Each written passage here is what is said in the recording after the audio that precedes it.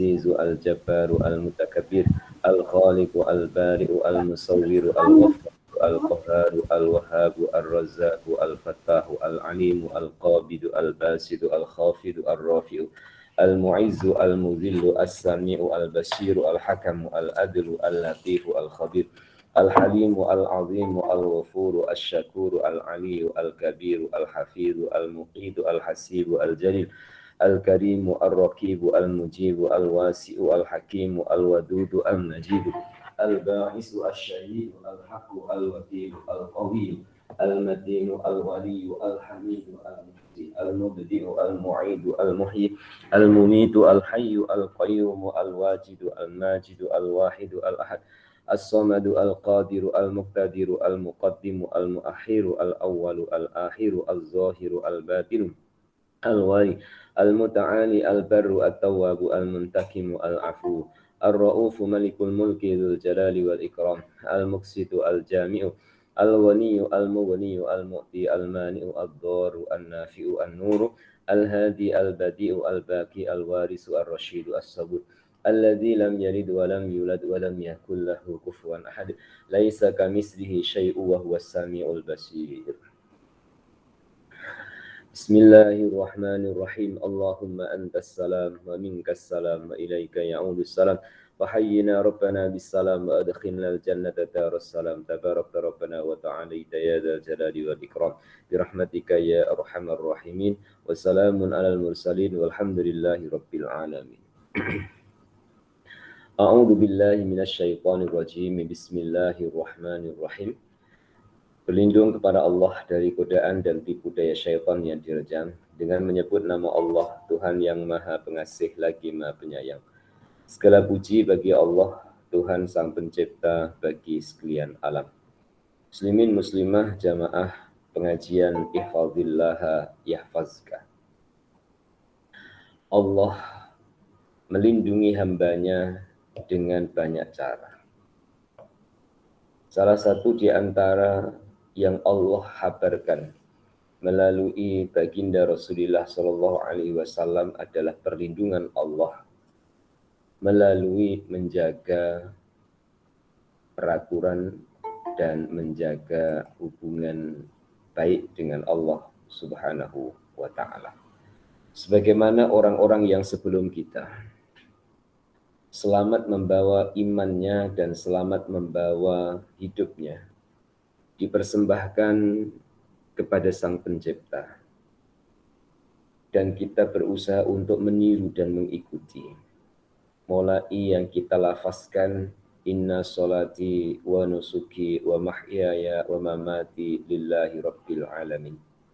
Sesungguhnya sholatku, ibadahku, hidupku, matiku, ku persembahkan kepada Rabbil Alamin, penguasa, pencipta alam semesta. Dialah Allah yang tidak ada Tuhan melainkan hanya Dia. Dari tingkatan para rasul, tingkatan para nabi, tingkatan para sahabat, tingkatan para tabi'in, tingkatan para wali-wali Allah, dan tingkatan orang-orang yang saleh. Pada kesempatan pagi ini menyambung muka surat 402, meminta doa dari orang-orang saleh. Artinya berdoanya tetap kepada Allah. Perantaranya atau wasilahnya, jalannya melalui orang-orang yang punya kedudukan yang baik di sisi Allah Ta'ala. Tentu orang yang baik dan orang yang dekat kedudukannya di sisi Allah Ta'ala adalah meliputi ibadah jasmani dan ibadah rohani. Terlebih penting adalah hubungan baik dengan Allah melalui kerohaniannya. Allah memandang hamba tidak berhenti pada jasadnya, tapi Allah lebih memandang kepada isi hatinya. Innallaha la yanzuru ila suwarikum wala ila ajsadikum walakinallaha yanzuru ila qulubikum au kama qala. Allah tidak melihat pada paras muka ataupun tubuh badannya, tapi Allah melihat kepada hatinya. Tentu telah pun banyak orang-orang sebelum kita atau bahkan sekarang orang-orang yang berada di sekeliling kita, ilmunya tidak banyak, tapi mulia hatinya. Mulia hatinya yang berhubungan dengan Allah Subhanahu wa Ta'ala.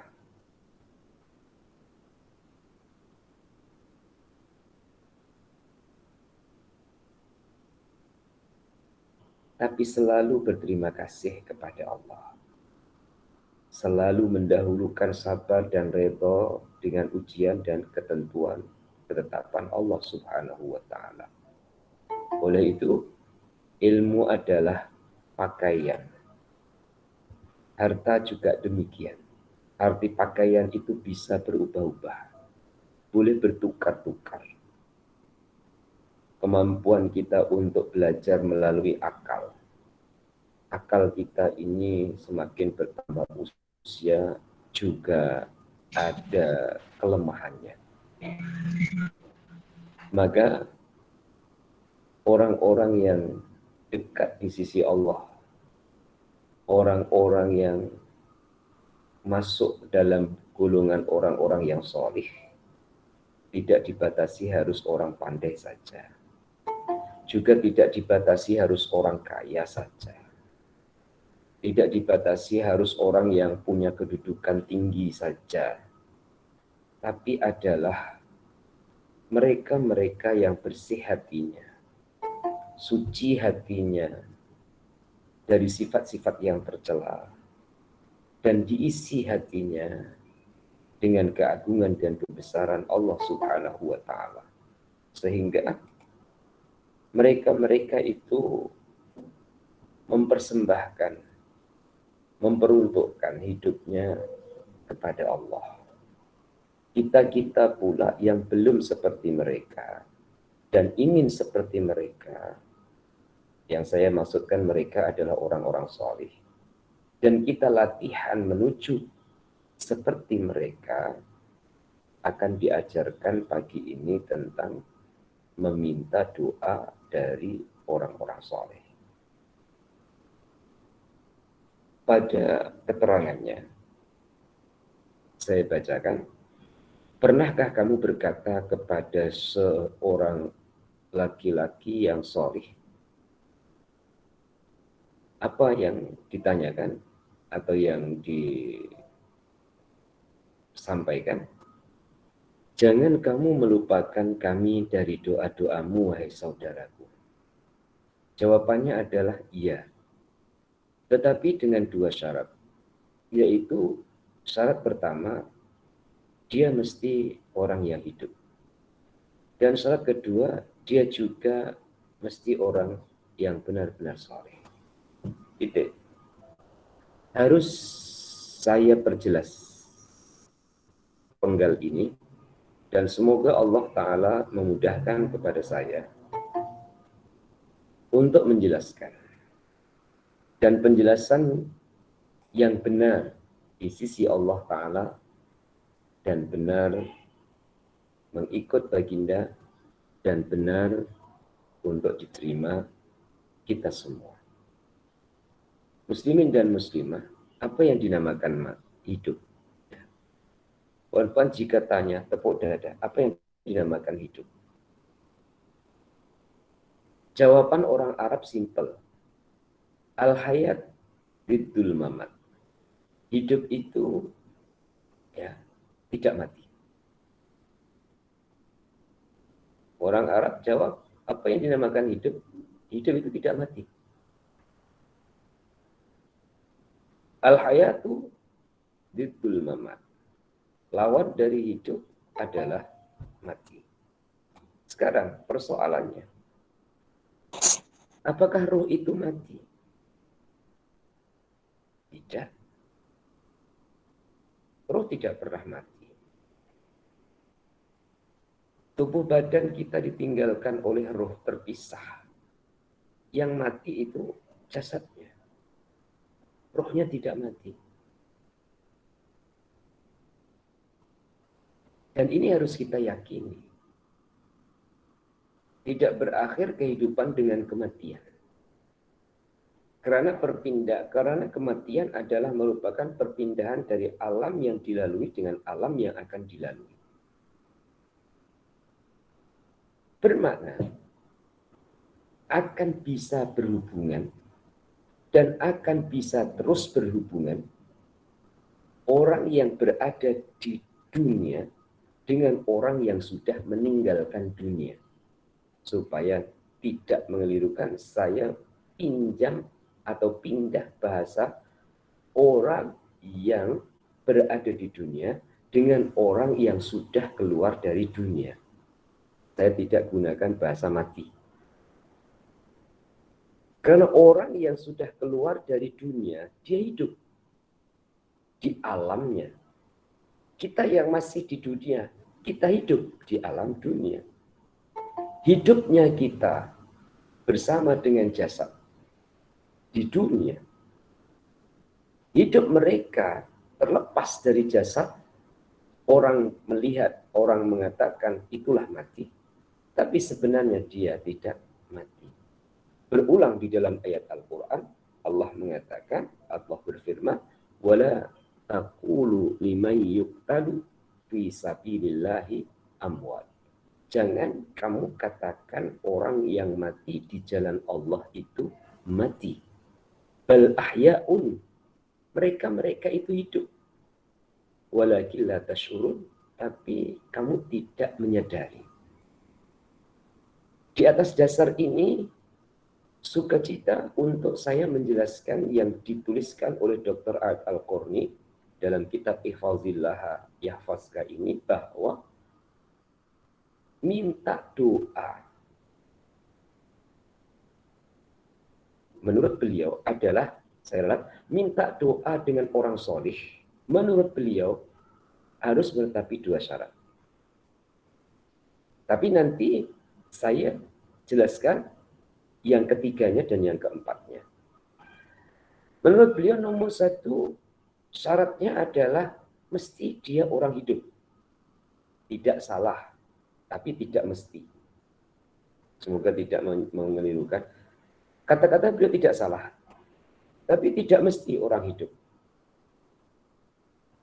Dan ini saya pandang khususan dengan beliau supaya tidak mengelirukan.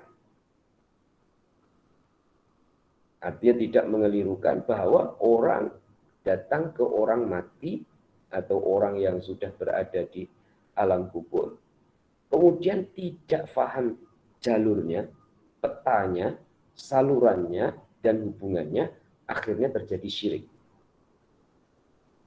Beliau menjaga seperti itu. Maka beliau mengatakan syarat pertama mesti adalah orang hidup. Kata-kata beliau benar, tapi tidak mesti orang hidup. Nanti saya terangkan urutan yang ketiganya. Nomor 2, kata beliau adalah orang itu benar-benar orang soleh. Nomor 1, mudah kita untuk melihat. Karena bedanya orang hidup dengan orang mati saat di dunia adalah ada ruh ke tidak ada ruh. Muslimin dan muslimah, sekarang ini apabila kita pegang denyut nadi, semua masih berdetak. Ya. Ini tanda hidup. Tanda hidup. Syarat nomor 1 mudah kepada kita untuk mengetahui bahwa orang itu hidup. Tapi syarat nomor 2, sulit kepada kita untuk mengetahui orang itu betul-betul soleh ke tidak. Melainkan kita mendahulukan husnuzon ataupun berbaik sangka. Berbaik sangka dengan tanda-tanda. Dengan tanda-tanda orang itu kegiatan harian secara lahiriahnya adalah baik, hubungan dengan keluarganya baik, hubungan dengan tetangganya baik, hubungan dengan masyarakatnya baik, hubungan dengan Allahnya baik, secara umumiah itu ada tanda-tanda. Maka kita mendahulukan husnuzan bahwa dia adalah orang baik. Dua syarat ini disampaikan oleh beliau. Saya tambahkan yang ketiga, menyikapi yang pertama. Tidak harus hanya kepada orang hidup kita minta berkah doa. Tapi bisa kepada orang yang sudah pun meninggal dunia. Bahkan orang itu diketahui solih. Sebenar-benar solih. Bukan ketika hidupnya. Masya Allah. Puan-puan. Karena hari akan berubah. Bisa juga hari ini itu baik, besok jahat. Maka kita dalam berharap dan berdoa kepada Allah semoga jadi orang baik yang berterusan. Orang itu hari ini baik, baik dengan tanda kutip, soleh, esok berubah. Itu sudah mati. Dan memang orang itu baik, maka betul-betul lah orang itu baik.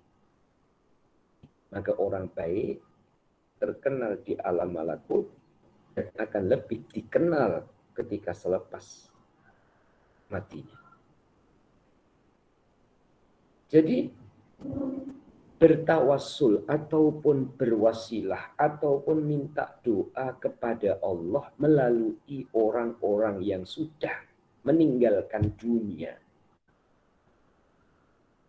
Dan mereka berada di alam barzahnya. Kita berhubung dengannya akan sampai. Doa kita kepada Allah untuknya sampai. Doa mereka kepada Allah untuk kita sampai. Perhatikan bahasa saya. Doa kita kepada Allah untuk mereka sampai. Ya. Sama-sama beriman kepada Allah, berdoanya kepada Allah, Allah akan sampaikan kepada ahli kubur. Ahli kubur itu tidak mati. Kita sampaikan doa kepada Allah sampai kepada mereka.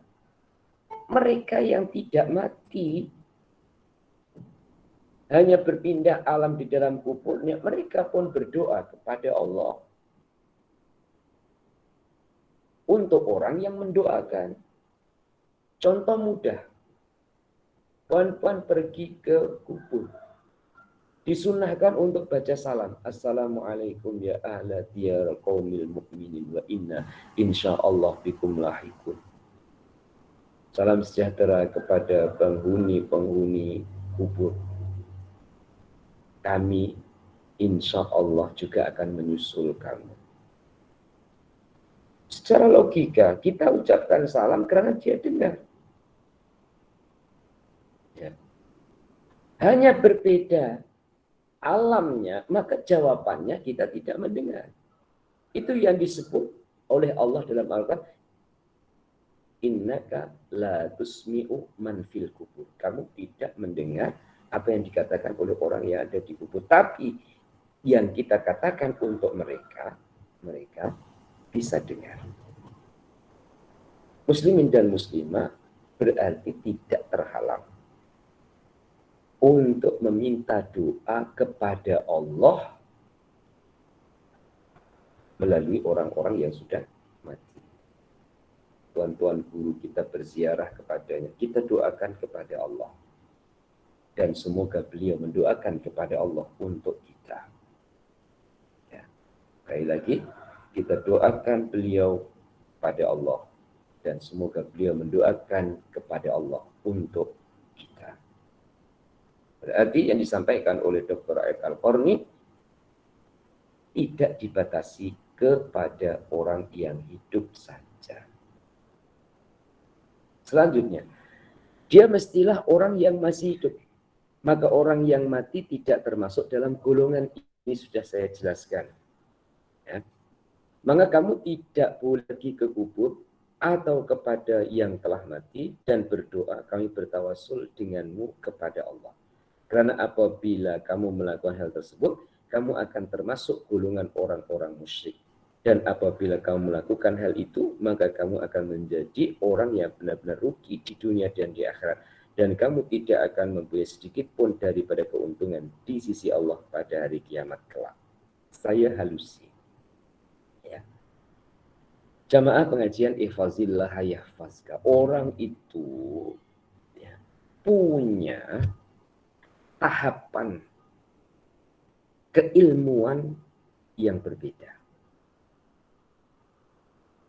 Seperti di dalam Al-Quran Allah menceritakan tentang Bani Israel. Dan sebenarnya adalah pelajaran untuk kita semua.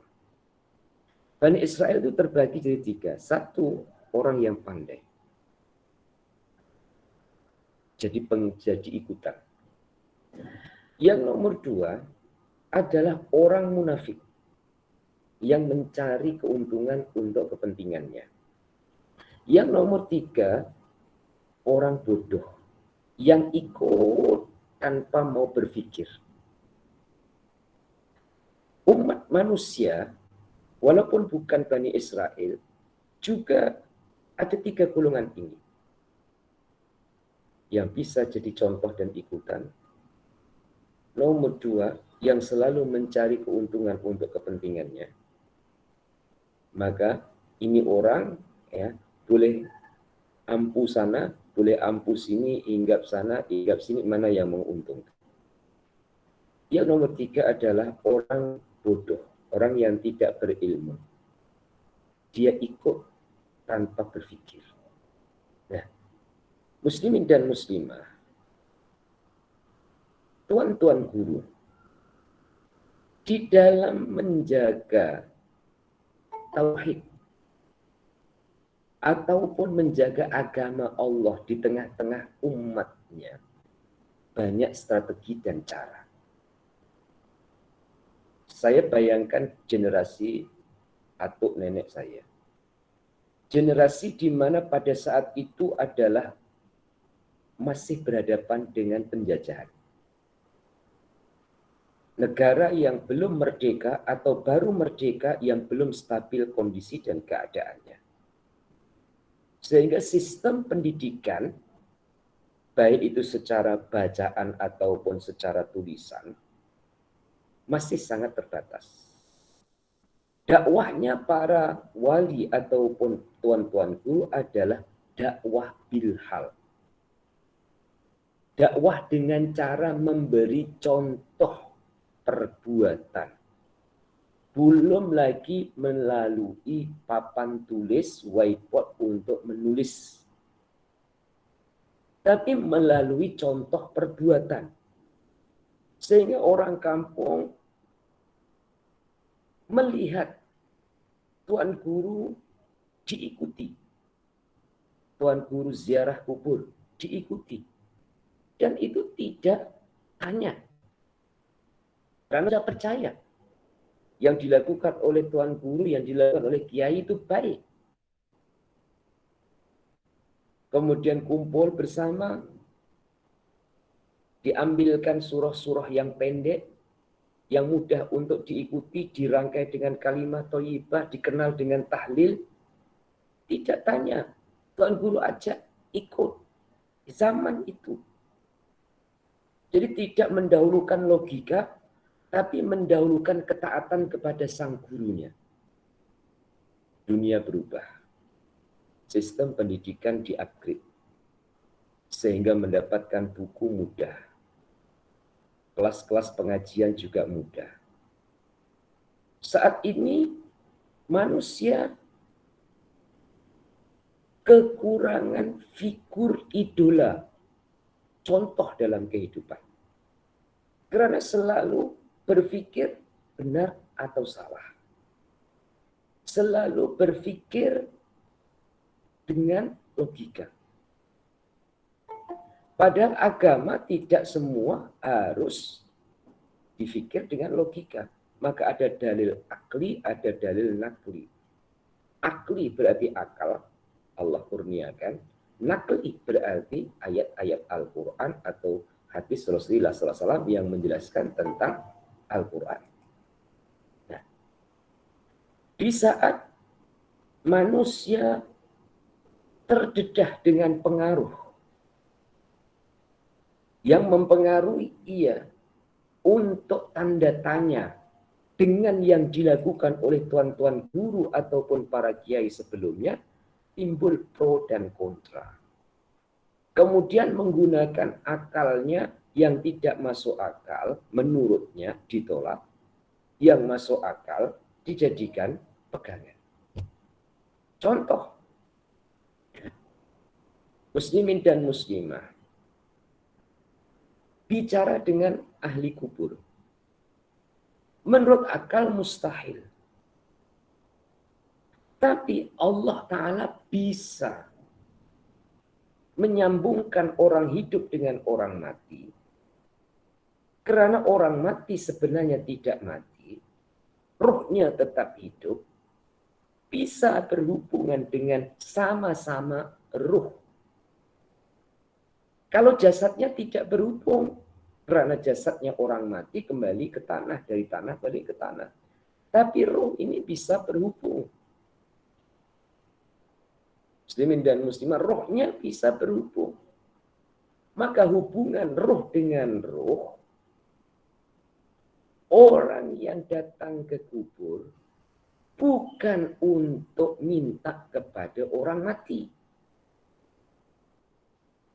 Datang ke kubur, ziarah kubur, minta ke Allah merahmati orang yang mati.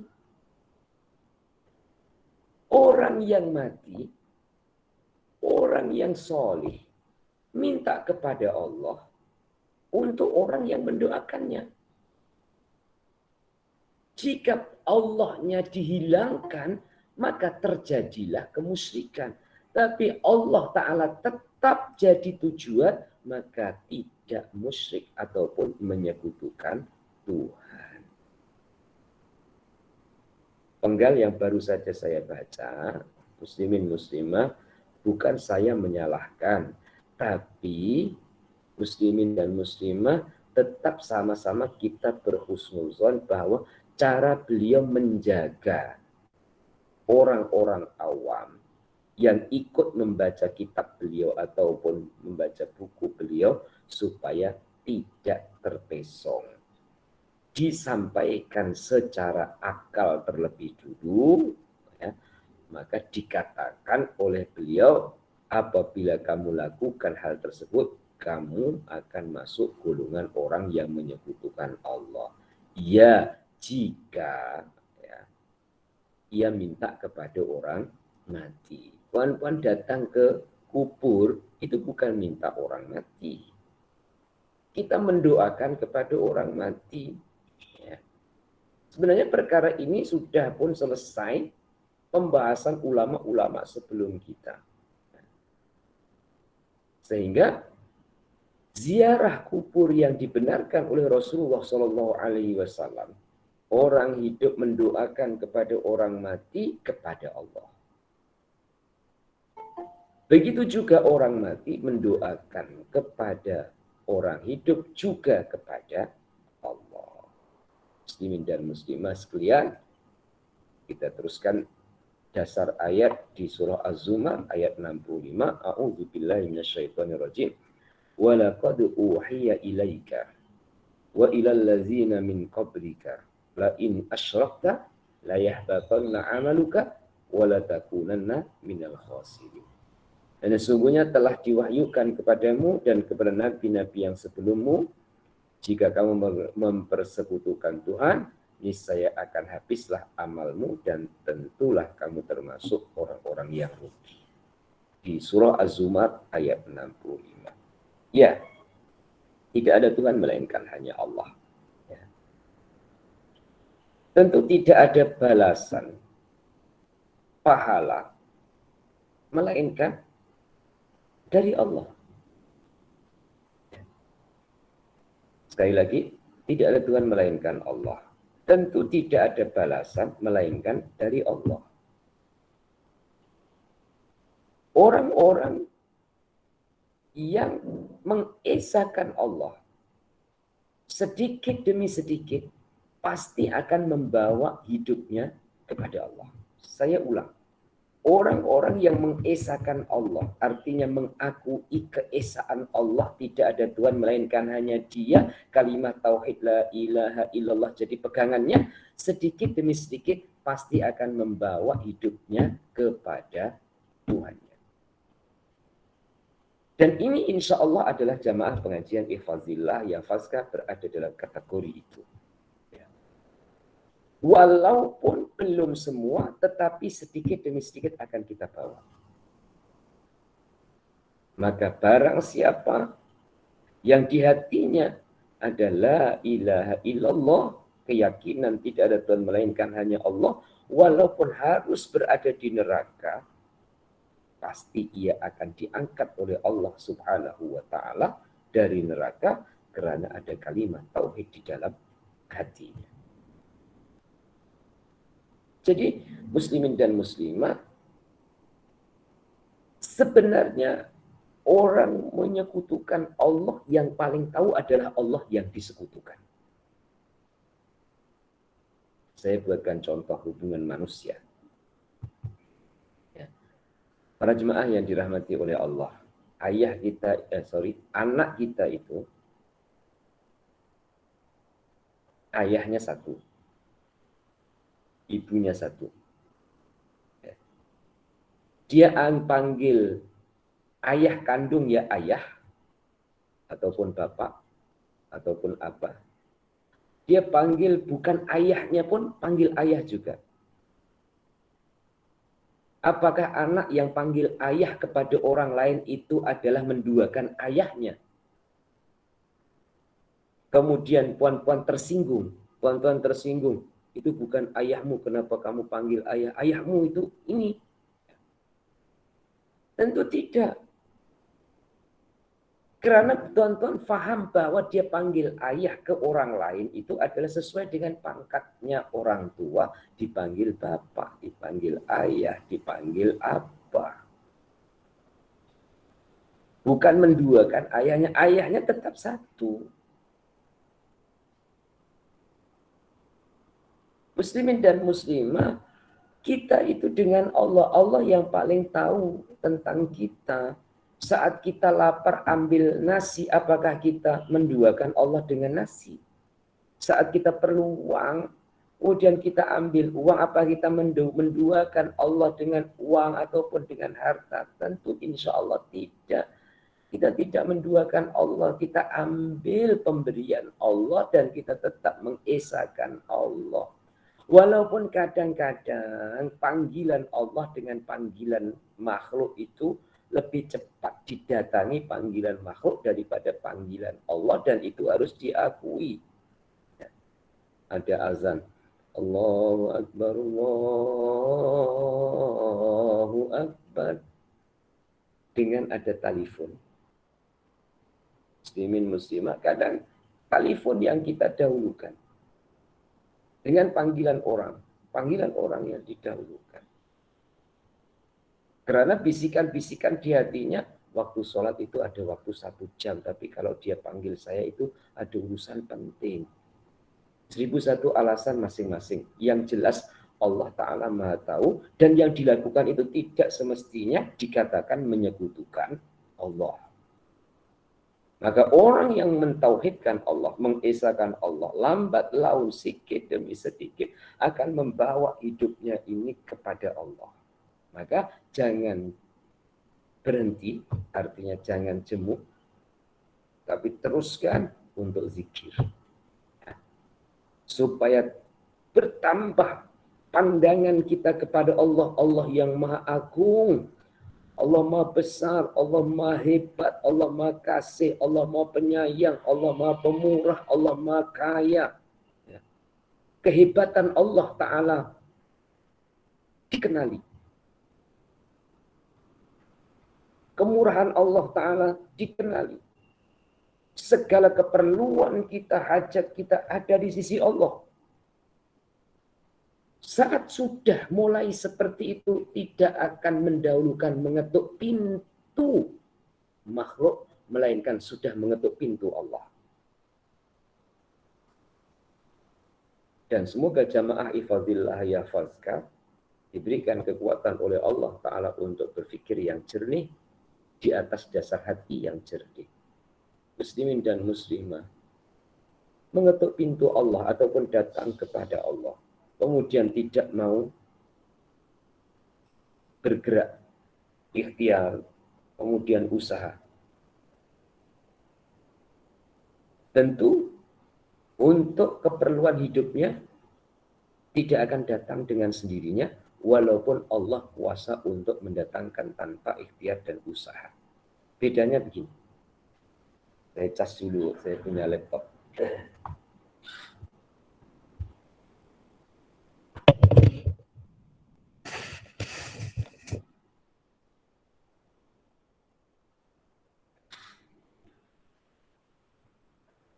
Bedanya begini. Dalam Al-Hikam itu ada dua kedudukan yang disebut tajrid dan asbab. Orang yang berada di makam tajrid itu orang yang sudah tidak kelihatan usahanya. Allah Ta'ala beri cukup tanpa melalui usaha. Makam asbab adalah orang yang cukupnya harus ikhtiar dan usaha. Kedua-duanya adalah mulia di sisi Allah Ta'ala. Apabila mereka terima lapang dada kedudukan itu dan tidak ingin pindah, melainkan dipindahkan oleh Allah. Nah, perbedaannya adalah, puan-puan dan tuan-tuan, ayah-ayah, ibu-ibu, perhatikan, orang yang zikir la ilaha illallah atau zikir tasbih subhanallah ataupun zikir solawat Allahumma sholli ala sayyidina Muhammad, dia merasakan zikirnya lebih bernilai dari uangnya. Sekali lagi, zikirnya itu dirasakan lebih bernilai, lebih berharga daripada hartanya, maka orang ini tandanya berada di makam tajrid. Andaikan dia usaha untuk menutupi ataupun untuk luarannya.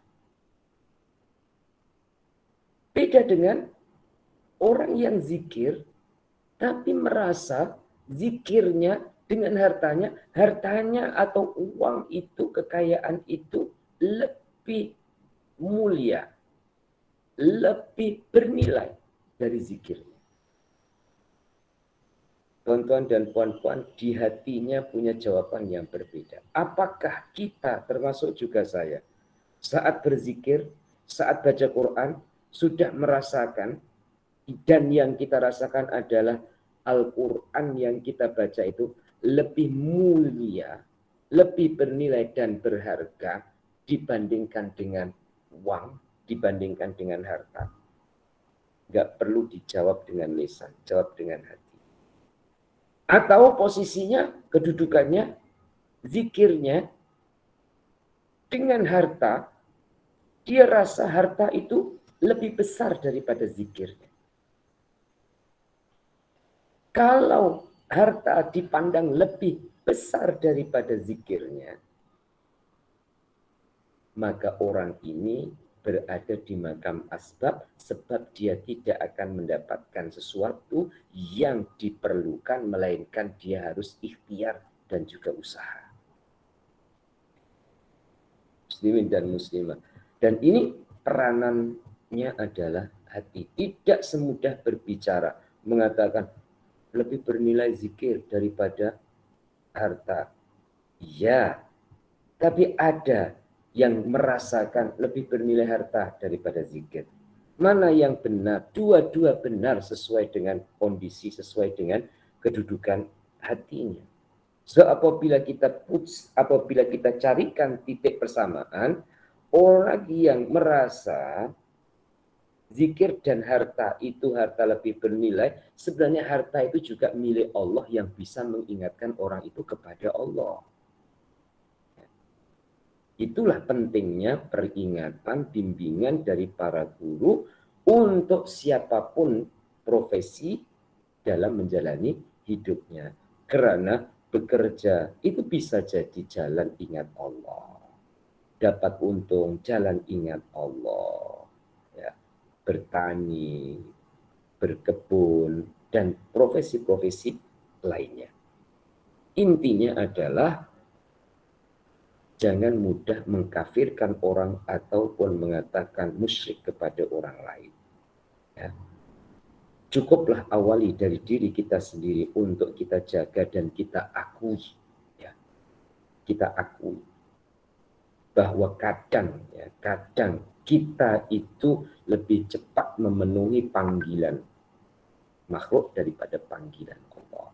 Dalam waktu yang sama, panggilan makhluk itu juga hakikatnya Allah yang memanggilnya. Ya, aturnya. Maka uji kita kembalikan kepada Allah. Untuk urusan yang kelihatan, untuk kita berusaha memilih yang baik di sisi Allah. Muslimin dan muslimah, saya minta maaf ya untuk pagi ini tak dapat panjang ya, karena selepas ini ya, sebenarnya tadi saya akan bermula pukul 8, tapi 8 lebih waktu Malaysia, pukul 7 lebih waktu Indonesia, kemudian pukul 8:10 ya saya sudah ditunggu, dan hasilnya insya Allah esok saya akan sampaikan kepada puan-puan, karena ini ada hubungannya dengan PTPM ya, yang sudah pernah sambung PTPM itu beli tanah buat masjid. Jadi pagi ini ya, saya harus berada di lokasi dan ditunggu di sana untuk memastikan keluasannya, memastikan harganya, sebab semalam tuan punya tanah sudah pun bertemu dan berjumpa dengan saya, sudah silaturahim ke sini. Jadi untuk hari ini eksekusi di lapangannya ataupun di tempatnya. Insya Allah apapun yang saya terima ataupun yang saya bincangkan akan saya kongsikan bersama dengan muslimin dan muslimah. Dan pada pagi hari ini berhenti di halaman 403. Insya Allah pada minggu hadapan kita sudah pindah bulan ya. Minggu depan itu sudah masuk bulan Oktober, dan kita pun dalam hijriahnya sudah berada di penghujung bulan Safar, akan masuk di bulan Rabiul Awal. Pantas dan cepat waktu berjalan ya. Semoga selalu bersama dengan rahmat Allah Subhanahu wa taala dalam setiap urusan dan juga setiap perjalanan. Dan kita akhiri majlis pagi ini dengan baca doa. Bismillahirrahmanirrahim. Allahumma salli wa sallim ala sayyidina Muhammad wa ala ali sayyidina Muhammad. Alhamdulillahi rabbil alamin. Allahumma rzuqna ilman nafi'ah wa amalan sholihan maqbula wa rizqan halalan thayyiban wasi'an mubarakan. Allahumma ja'alna minal ladzina yastami'una al-qawla fayattabi'una ahsanahu bi rahmatika ya arhamar rahimin. Rabbana atina fid dunya hasanah wa fil akhirati hasanah wa qina adzabannar. Wa sallallahu ala sayyidina Muhammad wa ala alihi wa sahbihi wa sallam. Alhamdulillahi rabbil alamin. Taqabbalallahu minkum minna wa minkum taqabbal ya karim. Kurang lebihnya minta maaf. Dan iyyakum ajmain. Assalamualaikum warahmatullahi wabarakatuh.